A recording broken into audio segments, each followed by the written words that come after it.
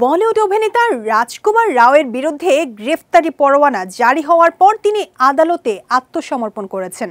2017 সালের একটি চলচ্চিত্রের পোস্টারকে ঘিরে হিন্দু ধর্মকে অসম্মান করার অভিযোগের জেরে এই গ্রেফতারি পরোয়ানা জারি করা হয়েছিল।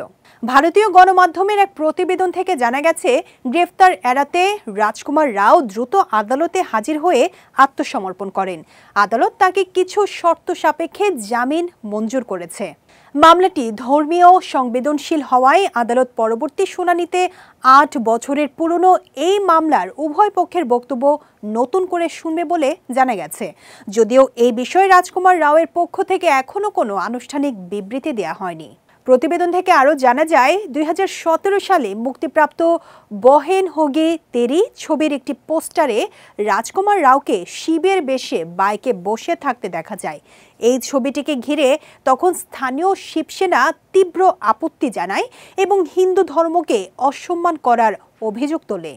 শিবসেনার পক্ষ থেকে সে সময়েই ছবির পরিচালক নিতিন কক্কর, প্রযোজক আমল বিকাশ মোহলে, অভিনেত্রী শ্রুতি হাসান এবং অভিনেতা রাজকুমার রাওয়ের বিরুদ্ধে জলন্ধর আদালতে লিখিত অভিযোগ দায়ের করা হয়।